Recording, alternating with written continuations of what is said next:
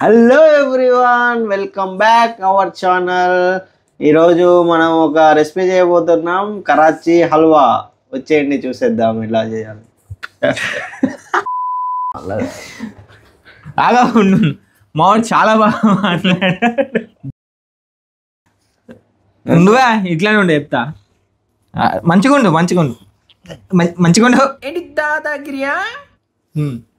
Hey guys, welcome back to our channel. అందరూ ఎలా ఉన్నారు? ఐ హోప్ అందరూ చాలా బాగున్నారు. సో ఈ వీడియోలో మనం ముచ్చటేంటిది తెలుసా? మావాడు కరాచీ హల్వా ఎత్తాడంట. నాకు తెలియదు ఎట్లుంటుందో. చిచ్చా ఎత్తాడు, మనం చూస్తాను. రాండి మీకు కూడా చూపిస్తా ఎట్లుంటుందో. నేను మరీ అంత ఎదవలా కనపడుతున్నారా? ఓ మాదిరిగా కూడా కనపడలేదా? ఫస్ట్ గిన్నెలో అరకప్పు కార్న్ఫ్లవర్ వేసుకోవాలా. తర్వాత అందులో ఒక 3/4 కప్పు వాటర్ పోసుకోవాలా.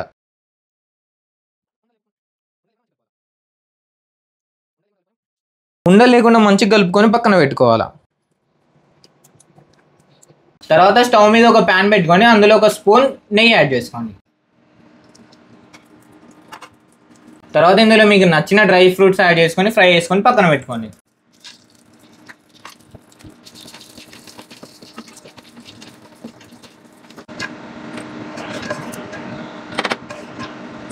తర్వాత అదే ప్యాన్లో ఒక కప్పు చక్కెర యాడ్ చేసుకోవాలి.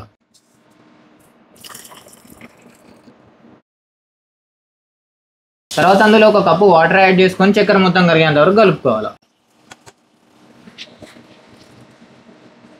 చక్కెర మొత్తం కరిగిన తర్వాత అందులో కొంచెం ఇలాచీ పౌడర్ యాడ్ చేసుకోవాలి. ఇంకా చిటికేడు ఉప్పు యాడ్ చేసుకోవాలి. ఉప్పు ఉంటే ఉప్పు, లేకపోతే లెమన్ సాల్ట్ యాడ్ చేసుకొని ఇంకా బాగుంటుంది. తర్వాత ఇందులో మనం కలిపి పెట్టుకున్న కార్న్ఫ్లవర్ వాటర్ని యాడ్ చేసుకోవాలి.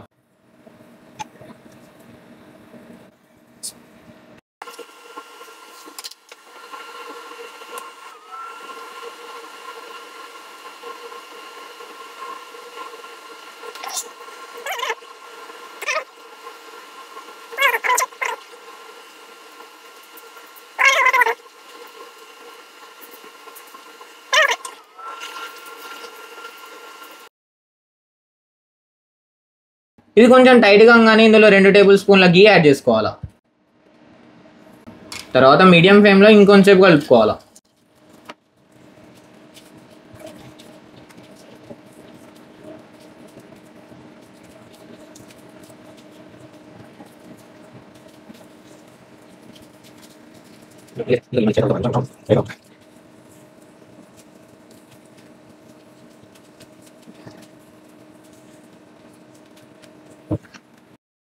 ఇలా ఒక 5 నిమిషాలు కలుపుకున్న తర్వాత మళ్ళీ 2 టేబుల్ స్పూన్ల గీ యాడ్ చేసుకోవాలి.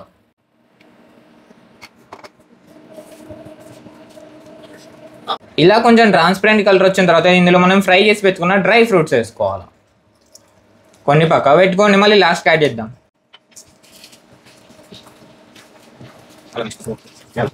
తర్వాత మీకు ఇష్టం ఉంటే కొంచెం ఫుడ్ కలర్ యాడ్ చేసుకోండి, చూడడానికి మంచిగా ఉంటుంది. మావాడు కొత్త ప్రయోగం అన్నమాట, గ్రీన్ కలర్. నార్మల్గా అయితే రెడ్ కలర్ ఉంటుంది, మామిడి గ్రీన్ కలర్.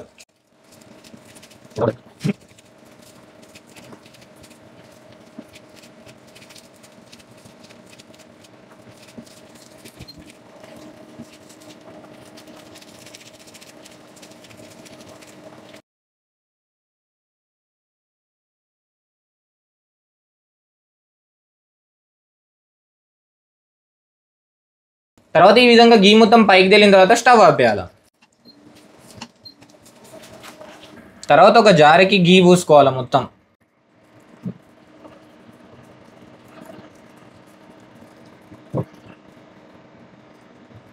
తర్వాత మన హల్వా మొత్తాన్ని ఈ జార్లోకి ట్రాన్స్ఫర్ చేసుకోవాలి.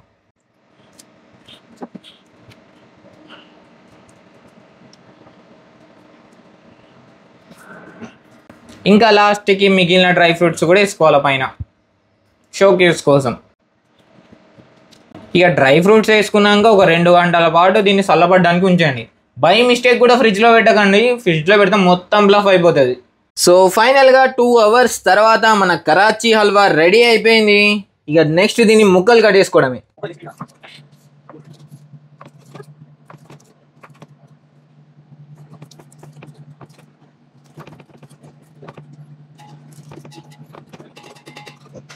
సో ఫైనల్గా అయితే రెడీ అయిపోయింది. ఎట్లుంది అనేది టేస్ట్ చేసి చెప్తా అండి.